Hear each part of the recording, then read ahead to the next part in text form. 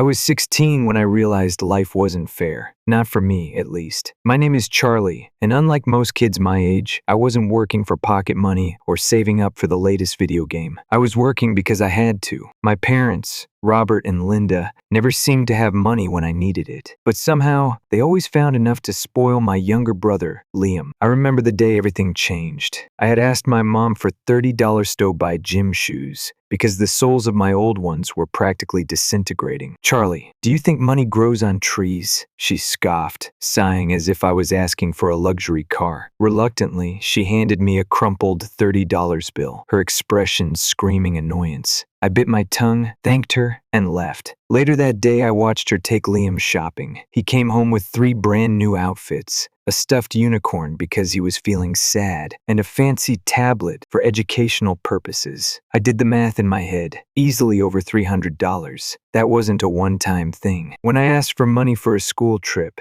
Dad grilled me about the educational value before giving me a few bucks. Meanwhile, Liam threw tantrums in stores and got whatever he wanted. I was tired of being an afterthought in my own family. One afternoon, while doing homework at Emily's family coffee shop, been there, done that, I overheard her parents discussing how they needed extra help on weekends. Without a second thought, I offered to work. I surprised myself with that boldness, but they hired me on the spot. The pay wasn't much, minimum wage plus tips, but it was mine. For 2 months, I kept it a secret. I worked weekends and after school, saving every dollar. I bought my own gym shoes, clothes, and even opened a small savings account. For the first time, I felt in control of my life. But then, everything blew up. I'll never forget the look on Mom's face when she saw me working behind the counter at Been There, Done That. "Charlie, what the hell are you doing here?" Her voice echoed across the shop, making a few customers glance up. I could feel my heart pounding, but I didn't flinch. I kept making the latte in front of me, acting like her sudden appearance didn't rattle me. "I work here," I replied simply, keeping my tone neutral. "Since when?" she hissed, her face flushed with embarrassment. "For 2 months now," I said, carefully placing the cup on the counter. "After school and weekends, minimum wage plus tips." Mom didn't order anything. She just grabbed Liam's hand and stormed out. I knew that dinner conversation was going to be hell. That night, I walked into the kitchen,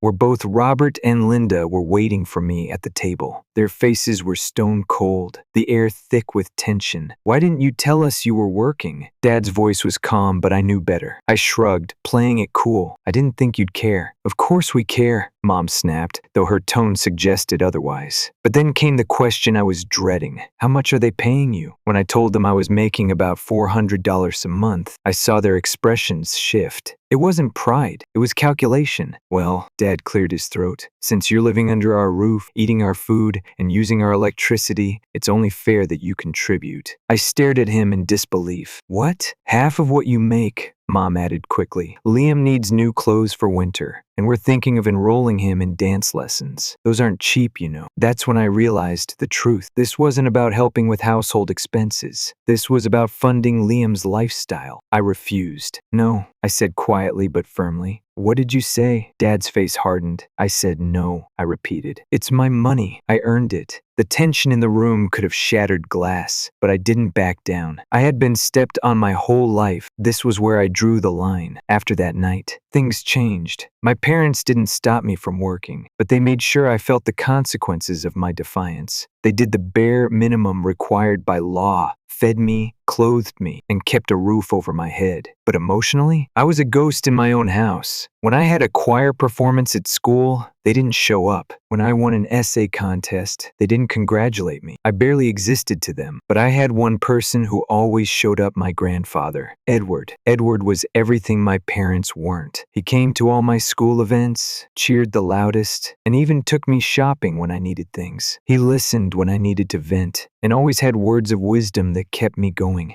"Don't let bitterness consume you, Charlie," he'd say, his eyes filled with warmth. "You're better than that." It was Edward who encouraged me to apply for every scholarship I could find. He knew I was saving for college, but he also knew I needed a way out. "Education is your ticket, Charlie. Get out and build something for yourself." So I did. I worked longer hours, saved every penny, and applied for every scholarship that came my way. Then came the big break. I got into State University. I announced at dinner one night, my voice barely above a whisper. Dad didn't even look up from his plate. "We can't afford college," he said casually. "Not with Liam's private school tuition." The smugness in his voice told me he'd been waiting to say those words for years. But I was ready. "I don't need your money," I said, my tone cool and composed. "I got a full scholarship. Everything's covered." Silence. Forks froze halfway to mouths. Mom was the first to recover. "That's nice for you," she muttered before turning to Liam. "Tell Charlie about your science project, honey. You won first place, didn't you?" That was the moment I felt nothing. No anger, no disappointment, just nothing. Cliffhanger for part 3. The next morning I packed my bags and left. Edward was waiting for me, standing on his porch with a proud smile. "Ready to start your new life, Charlie?" he asked. "More than ready," I replied, feeling a weight lift off my shoulders. The morning I left home, I didn't look back. My bags were packed, and Edward was standing on his porch, arms crossed, a proud smile plastered across his face. His silver hair gleamed in the sunlight, and his kind eyes radiated the warmth that I had always craved from my parents, but never received. "Ready to start your new life, Charlie?" His voice was calm, but I could hear the emotion beneath it. "More than ready," I replied, my heart pounding as I walked toward his car. As we drove away, I glanced one last time at the house, where I had spent most of my life, where I had been treated like an outsider in my own family. I wasn't sad. I wasn't even angry anymore. I just felt free. Life at State University. State University was everything I had dreamed of and more. My dorm was small, but to me, it felt like a palace. No more walking on eggshells. No more feeling invisible. I could breathe,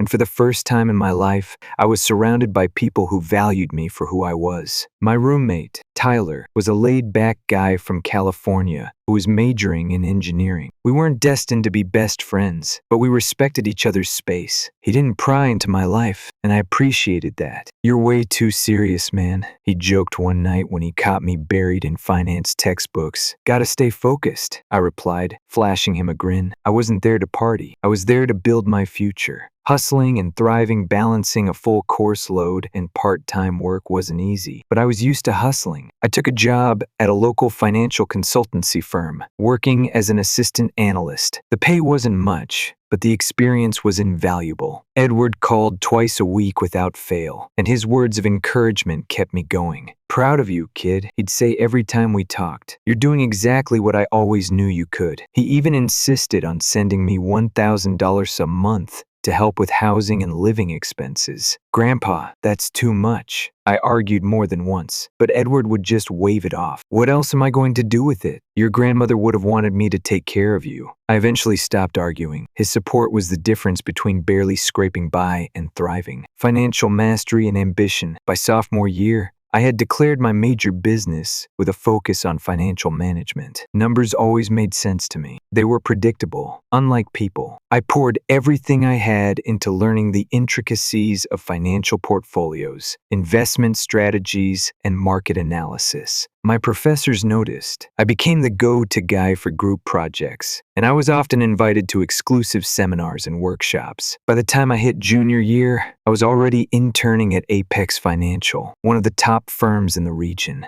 I worked harder than anyone else, coming in early and staying late. I asked questions, took notes, and absorbed everything like a sponge. My boss, Mr. Thompson, was a tough but fair mentor who pushed me to excel. "You've got potential, Charlie," he said one afternoon after I successfully pitched an idea that increased a client's ROI by 15%. "Keep this up, and you'll go far." Those words fueled me. Cutting ties and moving on, my parents called occasionally. The conversations were always the same. "How are your classes?" Mom would ask, her voice distant. "Fine," I'd reply. "That's nice. Did I tell you Liam made the honor roll again?" It was always about Liam. They never visited. Not for Parents' Weekend. Not for any of my achievements. Not even when I won a prestigious scholarship during my junior year. It was Edward who showed up, clapping the loudest when I walked across the stage to accept the award. My parents only called when they needed something. The day everything changed, it was the summer before my senior year when I got the call. "Charlie," Mom's voice was unusually sweet. I immediately knew something was off. "It's been too long," she cooed. "We were hoping you'd come over for dinner this Sunday. Your father's grilling steaks." I should have said no. I knew better, but curiosity got the best of me. When I walked through the front door that Sunday, I was greeted with overly bright smiles and forced warmth. Dinner was a painfully awkward affair. They asked generic questions about my classes and work, but it was all surface level. Finally, when dessert was served, Dad cleared his throat. "So, Charlie," he began, his tone casual but calculated. "Tell us about your job at Apex. What's your position now?" I knew where this was going, so I kept it vague. "I'm doing well," I said. "The company's great." But I could see the gears turning in his head. "The hidden agenda, actually," Mom chimed in, her smile a little too tight.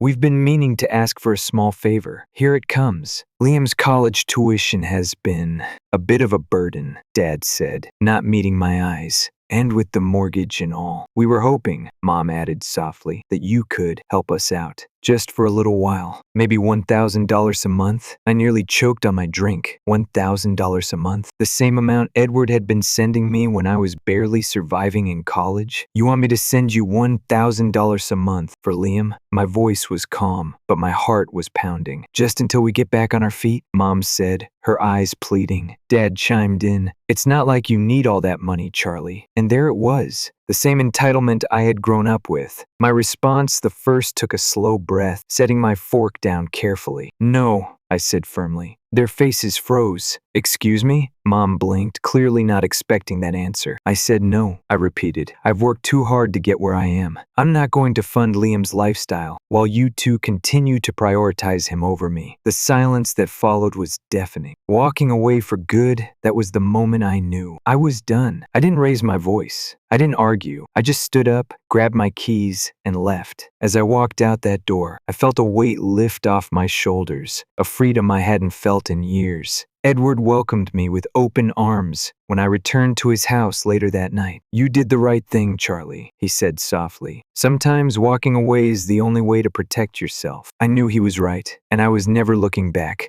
A few weeks after I cut ties with my family, my phone buzzed with a call from a familiar number. "Mr. Thompson." "Charlie, I have a proposition for you," he said, his tone serious but intrigued. I had no idea that this call would change everything. A new challenge by this point. I had been working at Apex Financial for almost 2 years as a junior financial analyst. I had clawed my way up from fetching coffee and crunching spreadsheets to becoming the guy who handled high-profile clients. I was meticulous, driven, and I never missed a deadline. But I knew I was ready for more. "I need someone to take over the Richardson account," Mr. Thompson continued, his voice laced with trust and expectation. I froze. The Richardson account. It wasn't just another portfolio. Richardson Enterprises was one of APEX's biggest clients. The kind of account that could make or break careers. Handling it meant big money, bigger pressure, and zero room for error. "Are you sure?" I asked, trying to keep my voice steady. "Absolutely," Mr. Thompson replied without hesitation. "You've earned this. Don't let me down." Diving into the deep end, taking over the Richardson account was like stepping into the Shark Tank. The expectations were sky high, and the stakes? Even higher. I spent the next 3 months living and breathing that account. Late nights, early mornings, and weekends were all sacrificed to ensure everything was flawless. I redesigned their entire investment portfolio, optimizing for maximum returns while minimizing risk. I studied every financial report, market trend, and competitor analysis until I knew Richardson Enterprises better than their own CFO. When I finally presented my plan to their board, I could feel the tension in the room. These weren't people who were easily impressed. But when I finished, the silence was deafening. Then Mr. Richardson spoke. "I think we've found our new financial advisor," he said, a satisfied grin tugging at the corner of his mouth. "We didn't just keep their business. We grew it by 30%. Recognition and promotion. Mr. Thompson was over the moon. He called an all-staff meeting to personally recognize my achievement. "This young man right here," he said, clapping a hand on my shoulder, "just secured one of the biggest deals in our company's history." The applause echoed through the room, but I barely heard it. My mind was already racing ahead, thinking about the next goal, the next challenge. But Mr. Thompson had more to say. "Effective immediately," he announced, "Charlie will be promoted to senior financial analyst with a substantial salary increase." Of course, I could barely contain my excitement. This wasn't just a promotion. This was validation. Life at the top, being a senior analyst, came with its perks. My salary had nearly doubled, and I finally had my own office, a sleek glass-enclosed space with a breathtaking view of the city skyline. But I didn't slow down. I stayed late, came in early, and took on projects no one else wanted. I wasn't content with just being good. I wanted to be unstoppable. Edward noticed the change in me. "You're killing yourself, kid," he said one evening over dinner at his place. "I'm just trying to stay ahead," I replied, though I could feel the exhaustion creeping in.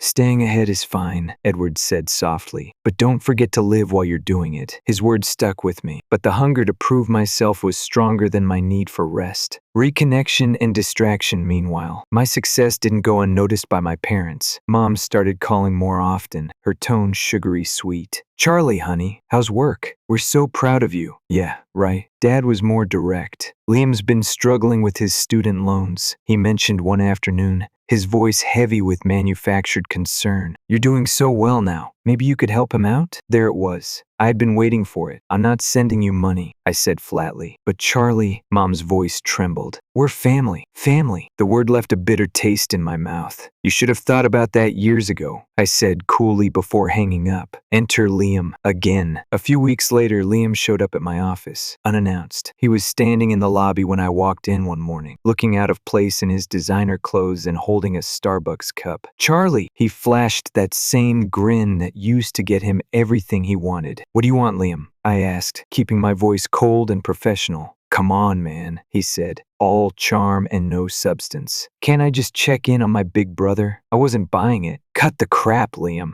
What do you need?" His grin faltered. "I'm in a bit of a bind," he admitted, rubbing the back of his neck. "School's expensive, and Dad's business hasn't been doing great." There it was. "And you think I'm just going to swoop in and bail you out?" I raised an eyebrow. "Come on, Charlie," he pleaded. "I'm your brother. You stopped being my brother when you stood by while they treated me like nothing," I said coldly. Liam's face fell. "I'm not giving you a dime," I added, eyes on the prize. I pushed thoughts of my family aside and focused on my career. But then, Mr. Thompson called me back into his office one afternoon. "Charlie," he began, his tone different this time. "Serious. We're restructuring the department," he continued, "and I need someone I can trust to take over as department head of corporate relations." My heart skipped a beat. Department head, this was it. "I'm offering it to you," he said, his eyes steady. I didn't hesitate. "I'm ready," I replied, my voice filled with quiet confidence. The new boss becoming department head was more than just a promotion. It was a power move. Now, I wasn't just managing accounts. I was shaping the company's direction. I was negotiating with high-profile clients, overseeing entire teams, and making decisions that impacted the firm's future. And I was damn good at it. The board took notice. Mr. Richardson personally commended me during a quarterly meeting, calling me one of the firm's greatest assets. The final straw, but success came with a price. Liam and my parents didn't give up.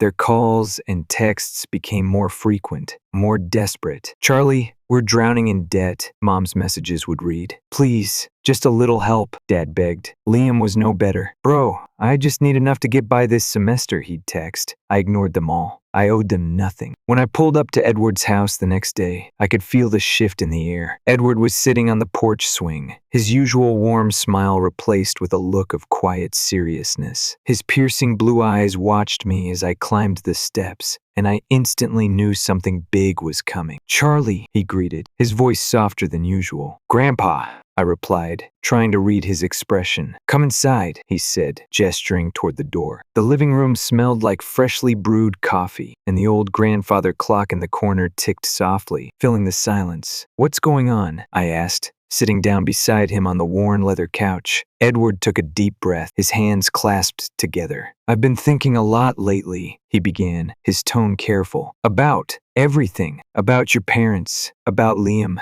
and most importantly, about you." I felt my stomach drop. "What about me?" A change of plans. Edward's eyes met mine, filled with a mix of pride and sorrow. "I've updated my will, Charlie," he said softly. I blinked. "What?" "I've left everything to you," he continued, his voice steady. "The house, the investments, the trust fund, all of it." I was stunned. "Grandpa, I don't." "Why?" Edward's gaze hardened. "Because you're the only one who's earned it," he said, his voice firm. "Your parents, Liam, they don't deserve a dime. They've taken and taken without ever giving back. But you built yourself up from nothing. You worked harder than anyone I know, and I refuse to let what I've built fall into the hands of people who don't appreciate it." I was speechless. "I've already finalized the paperwork," he added, a hint of finality in his tone. "It's done." I swallowed hard, emotions swirling inside me. "Grandpa, are you sure about this?" "I've never been more sure of anything in my life," he said with a small smile. The fallout begins. News of Edward's decision spread like wildfire. It didn't take long for my parents to find out. The first call came from Mom. "Charlie." Her voice was laced with fake sweetness, but I could hear the desperation underneath. "Mom," I said coolly, already bracing myself. "Honey," she cooed, "we heard about." "Well, about Grandpa's will. And don't you think maybe we should talk about this?" she suggested carefully. "Here we go. There's nothing to talk about," I said flatly. "Charlie, sweetheart," she continued, her voice trembling. "We're family. Surely you wouldn't cut us out like this." "Family. That word again. Funny," I said, my tone dripping with sarcasm. "You didn't care about family when you treated me like an afterthought for years.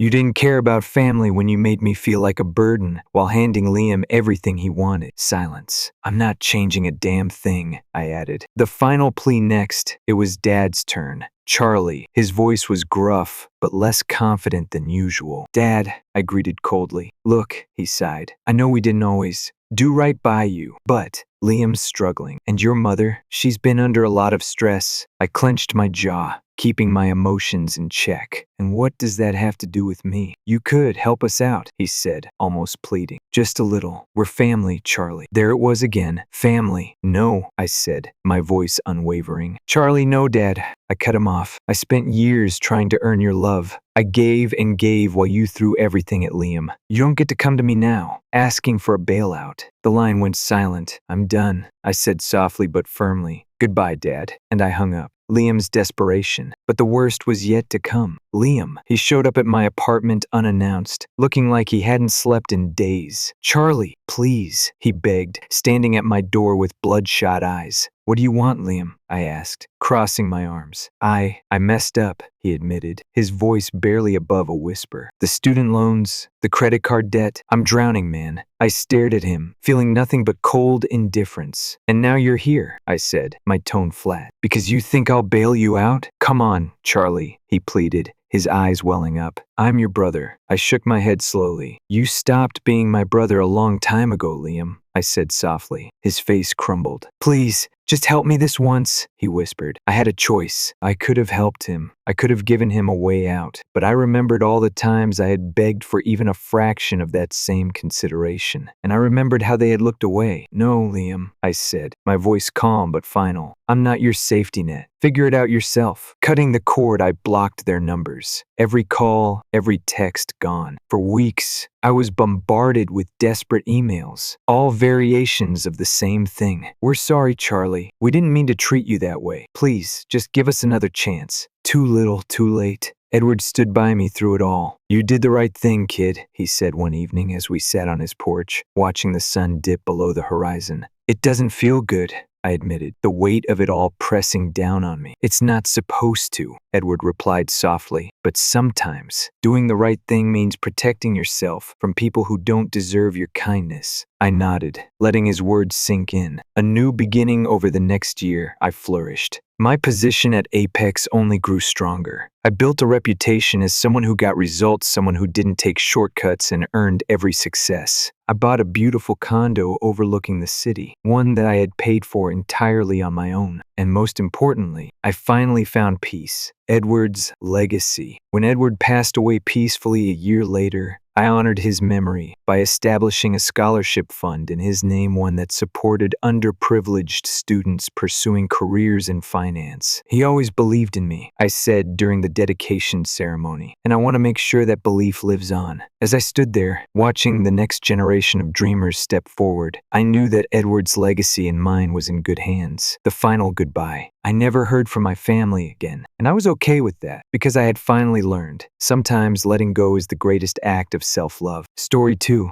I never planned to disappear, but when the moment came, it wasn't even a decision. It was instinct. I was 18 when my parents left me at that gas station. They thought it was hilarious. Let's see how long it takes him to find his way home, my dad joked, grinning like he'd just invented the best parenting prank ever. My mom, always his biggest cheerleader, giggled beside him. Even my younger brother Noah, just 12 at the time, glanced at me through the window with a mix of confusion and mild concern. But he didn't say anything. He was used to it. We all were. This wasn't new. At 12, they'd made me walk 5 miles home in the pouring rain because I forgot my house key. At 14, they locked me out overnight to teach me responsibility. At 16, they took my bed away for a month because I had an attitude. Everything was always a lesson, but they never expected me to teach them one. The gas station that changed everything. I watched their car disappear down the highway, laughing as they went. I didn't panic, not at first. It was a rundown gas station on the edge of nowhere, one flickering light, a bored cashier flipping through a magazine, a stray cat curled up on the only bench outside. I stood there for a while, waiting. They'd be back soon, right? But they didn't come back. After 20 minutes, I went inside. "Hey," I said to the cashier, who couldn't have been more than a couple of years older than me. "Do you have a phone I can use?" He barely looked up. "Nah, payphone's busted. You okay, man?" I paused.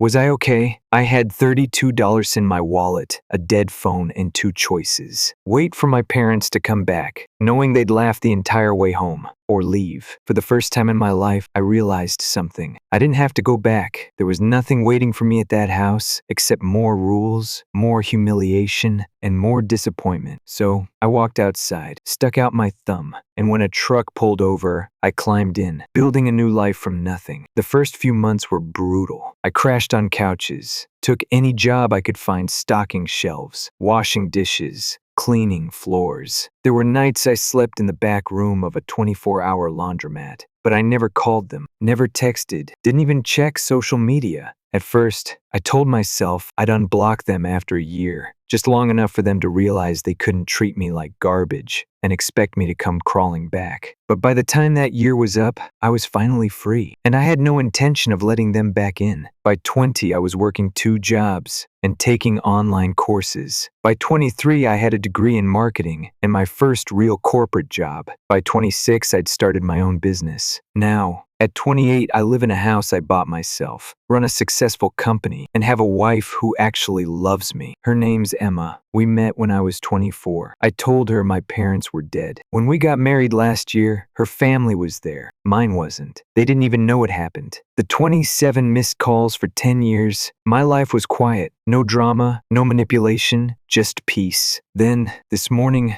I woke up to 27 missed calls. Mom, Dad, Noah, even a few unknown numbers, probably relatives I hadn't thought about in a decade. And one text, "We need to talk. It's important." I almost laughed. Important? Where was that urgency 10 years ago when they left me stranded? I put my phone down, made coffee, let them wait. The one person I couldn't ignore, I was ready to ignore them forever. But Noah, I couldn't do that to him. I left him behind. Not by choice, but I still left. And no matter how much I tried to move on, a part of me always felt like I owed him. So I called him. He answered on the first ring. "Eli?" His voice cracked. "Oh my God, you actually called." I didn't say anything, just waited. "Listen," he said, his voice quieter now. "Mom's really sick." My grip on the phone tightened. I should have felt something: pain, sadness, guilt. But I felt nothing. "And Dad, he's trying to find you." "Find me?" I sat up straighter. "Yeah," Noah exhaled shakily. "He hired someone, a private investigator. I overheard Mom on the phone last week. They're looking for addresses, workplaces, everything." A cold,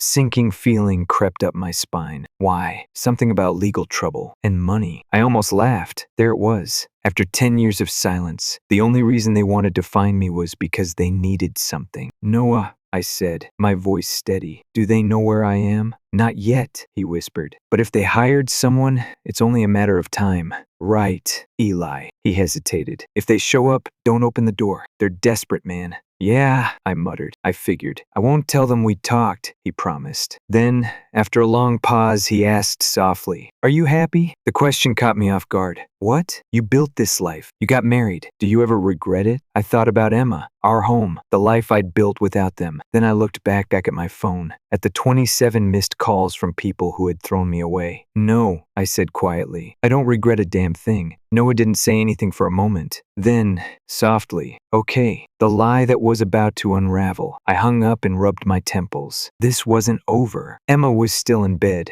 asleep, blissfully unaware that the family I told her was dead was currently trying to claw their way back into my life, and I had no idea how to keep her from finding out. The morning I told her the truth, I sat at the kitchen table, staring into my coffee like it might have answers. Emma wandered in a few minutes later, still in my hoodie, stretching as she made her way to the coffee maker. You're up early, she mumbled, her voice thick with sleep. I forced a chuckle. Couldn't sleep. That wasn't a lie. She poured herself a cup and sat across from me, tucking her legs up on the chair. Her eyes were still soft with sleep, unaware of the storm I was about to unleash. I swallowed hard. Emma, I need to tell you something. She looked up at me, mid-sip, eyebrows raising at my tone. I never sounded serious in the mornings. What's wrong? She asked, setting her mug down. I exhaled, running a hand over my face. There was no good way to say this. I lied to you, I admitted. Her entire body stilled. She didn't speak, didn't blink, just waited.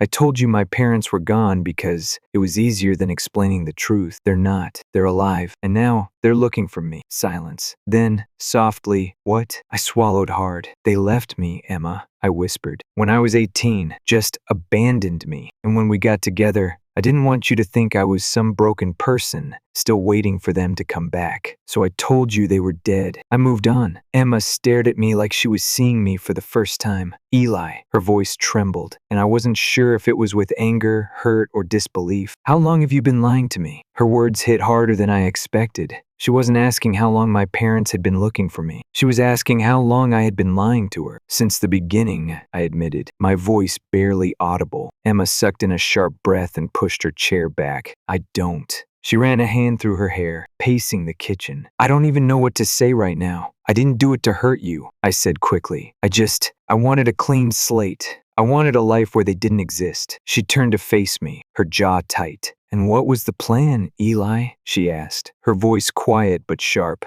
Were you just never going to tell me? What if we had kids one day? What if something like this happened? I had no answer because I never planned for this. The damage done. Emma didn't say anything for a long time. When she finally spoke, her voice was softer but no less hurt. I just need time, she whispered. I need to think. Emma, no. She shook her head, stepping back. I don't even know what to believe right now. I swallowed hard, feeling something inside me tighten the same feeling I had standing at that gas station all those years ago. I'd spent 10 years making sure I'd never feel abandoned again. And now, because of my own choices, I was watching the person I loved most walk away. The house felt empty. Without her, I sat at the kitchen table long after Emma left. The coffee had gone cold, and the silence in the house was louder than anything I'd ever experienced. She hadn't said where she was going, just that she needed time. I couldn't blame her. If I were in her shoes, I wouldn't know what to say either. For 10 years, I had built a life with her, one where my past didn't exist. And now, in one morning, I'd shattered that illusion. I stared at my phone. The missed calls were still there, 27 of them. I hadn't bothered to clear them. Part of me didn't want to. It was a reminder of the life I had walked away from, a life I wasn't ready to let back in. But I knew this wasn't over. The knock that changed everything. It was late afternoon when the knock came. 3 sharp knocks. Not a neighbor, not a delivery, and definitely not Emma. My stomach dropped. I moved toward the door slowly, heart pounding in my ears. I glanced through the peephole, and my blood ran cold. It wasn't my parents. It was a man in a suit, mid-40s, clean-shaven, professional. He held a folder under his arm, his expression blank but purposeful. I debated ignoring him, pretending I wasn't home, but I knew that wouldn't change anything. No more running, No more lies. I took a breath, unlocked the door, and pulled it open. Eli Carter? The man's voice was calm, but I could tell he was sizing me up. Who's asking? I kept my tone neutral. He reached into his coat and handed me a business card. Richard Langley, private investigator. My stomach twisted. So it's true, I muttered. Langley gave a curt nod. Your parents hired me to find you. Why? I asked, even though I already knew the answer. Langley's expression didn't change, but I noticed the slightest hesitation before he spoke. I think it's better if you read this. He handed me the folder. The truth, I never wanted to know. I didn't want to open it, but ignoring it wouldn't make it go away. I sat back down at the kitchen table, Langley standing just inside the door. I flipped the folder open. The first thing I saw was a hospital report. My mother's name.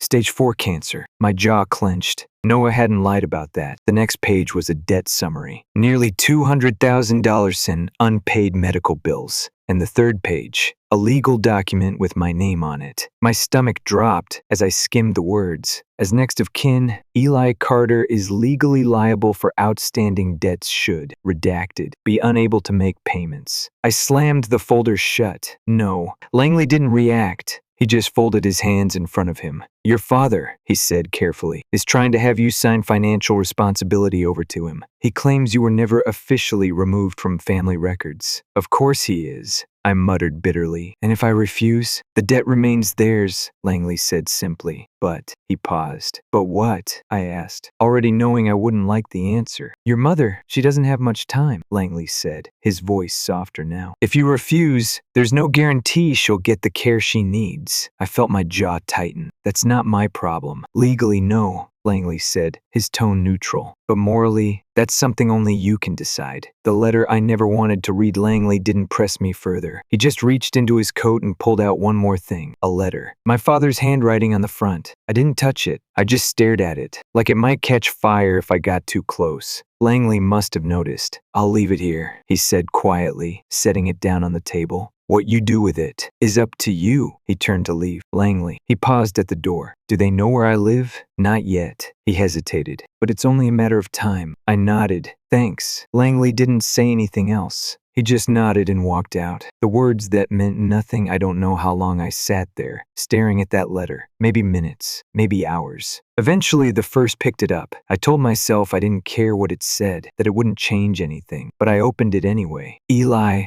I know you hate me. I deserve it. I won't ask for your forgiveness because I don't deserve that either. But your mother, she doesn't have long. And if you can find it in your heart to see her before it's too late, it would mean everything to her. Whatever choice you make, just know, I'm sorry. I was wrong. And I have to live with that every day. Dad, my knuckles turned white as I gripped the letter. Sorry. Where was that sorry 10 years ago? Where was that guilt when I was sleeping in the back room of a laundromat, wondering if I'd made the biggest mistake of my life? And now, after all this time, he wanted me to come home and play the good son? No. But even as I told myself that, a small voice whispered in the back of my mind. What about Noah? The last visit I didn't want to make the next day. I drove to a small diner just outside of town. Noah was already waiting when I walked in, nursing a cup of coffee that looked like it had gone cold. His face lit up when he saw me, but there was hesitation in his eyes. Like he wasn't sure if I was really there. You came, he said softly. I came for you, I corrected, sitting across from him. Noah nodded, understanding. You got the letter, he murmured. Yeah. Are you going to see them? I didn't answer right away. No, I finally said. I'm not. Noah exhaled slowly, looking down at his coffee. I figured. We sat in silence for a long time. I want to keep in touch, I said eventually, with you. But them, they're done. Noah looked up at me, and for the first time, he didn't try to change my mind. Okay, he said softly. That was it. No begging, no guilt trip, just acceptance. And for the first time in a long time, I felt at peace. Facing Emma and the truth that night, I went home. Emma was sitting on the couch when I walked in, her expression unreadable. I sat down beside her, leaving space between us. I saw Noah, I said quietly. Emma didn't respond right away. Did you read the letter? She finally asked. Yeah. Are you going back? I shook my head. Why not? Because I'm not their son anymore. Emma was quiet for a long time. I'm still mad, she admitted softly. I know, but I get it now. I looked at her, and for the first time since this all started, I saw understanding in her eyes. You don't have to go back, she whispered, but you don't have to carry this alone anymore. I swallowed hard, my throat tight. I don't deserve you, I murmured. Emma gave me a small, sad smile. Maybe not, she teased softly, but you're stuck with me. A future without the past. I didn't go to the hospital. I didn't see my mom, and I never responded to my father's letter. But I kept in touch with Noah. He was the only part of that life I couldn't walk away from. As for my parents, they faded into the background, just like they always had. But this time, it was on my terms. For the first time in my life, I was free, and I wasn't looking back.